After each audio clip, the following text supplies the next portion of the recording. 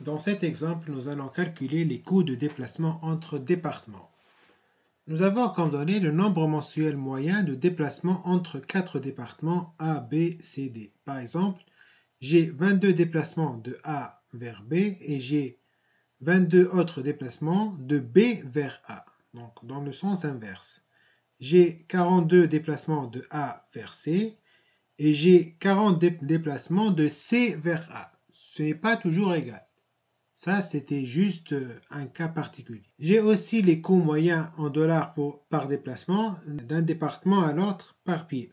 Par exemple, pour se déplacer de A vers B, j'aurai à parcourir un pied en termes de distance. De B vers A, ça coûte 1,2. Et ainsi de suite pour l'ensemble des autres départements. Ces données vont nous permettre de calculer deux matrices. La première matrice concerne les coûts mensuels des déplacements d'un département vers l'autre, par pied. Ensuite, on peut calculer, suite à ces calculs, les coûts mensuels des déplacements entre départements. La différence ici, c'est que dans la première matrice, j'aurai à calculer les déplacements de A vers B et de B vers A, mais pour la deuxième matrice, étant donné que je ne me soucie pas du sens du déplacement entre départements, je vais calculer l'ensemble des coûts mensuels de déplacement entre départements A et B. Donc je n'aurai pas à calculer entre A et B, ensuite B et A. Donc commençons maintenant nos calculs. Première chose à faire, c'est de calculer les coûts mensuels des déplacements d'un département vers l'autre. Ici, on parle d'un sens de déplacement. De A vers B, j'ai 22 déplacements. Et la matrice des coûts moyens de déplacement m'indique que pour se déplacer de A vers B, ça me coûte $1 par déplacement. Donc, j'aurai un coût de déplacement de A vers B qui coûte 22 fois 1. Ensuite, de A vers C, j'ai 42 déplacements et chaque déplacement me coûte $1. Donc, ça me coûte pour tous les déplacements de A vers C, 42 fois $1. Ensuite, j'ai 6 déplacements de A vers D et chaque déplacement me coûte $1,2. Donc, j'aurai à payer 6 fois 1,2. Donc, $7,2 pour les déplacements de A vers D. Ensuite, pour me déplacer de B vers A, j'ai 22 déplacements et chaque déplacement me coûte $1,2. Donc, le coût sera égal à 22 multiplié par 1,2, ce qui me donne 26,4. Ensuite, de B vers C, j'ai 5 déplacements et chaque déplacement me coûte $0,9. Donc, j'aurai un total qui est égal à 4,5.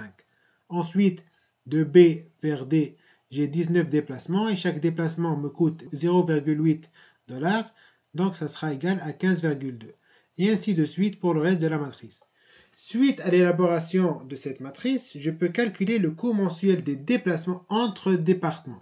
Donc ici, je ne me soucie plus du sens du déplacement. Je dois considérer l'ensemble des déplacements entre départements. Par exemple, ici, je dois tout d'abord, bien sûr, indiquer que ça sera égal à 0 pour le coût des déplacements du département vers lui-même. Ensuite, j'ai pour A vers B, donc pour les déplacements entre A et B, j'aurai les déplacements de A vers B et de B vers A aussi. Donc ça sera égal à 22 plus 26,4, ce qui me donne 48,4. Ensuite, pour les déplacements entre A et C, j'aurai les déplacements qui sont de A vers C et de C vers A. Donc ça sera égal à 42 plus 40, soit 82. Ensuite, j'aurai les déplacements entre A et D qui seront composés des déplacements entre A vers D et D vers A. Donc ça sera égal à 2,4 plus 7,2, ce qui me donne 9,6.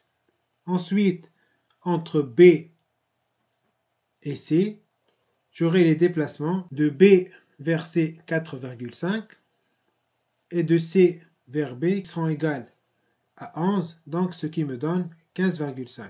Ensuite, entre B et D, j'aurai les déplacements de B vers D qui seront égales à 15,2, plus les déplacements dans le sens inverse, c'est-à-dire de D vers B qui seront égales à 2,4, ce qui me donne un total qui est égal à 22,2.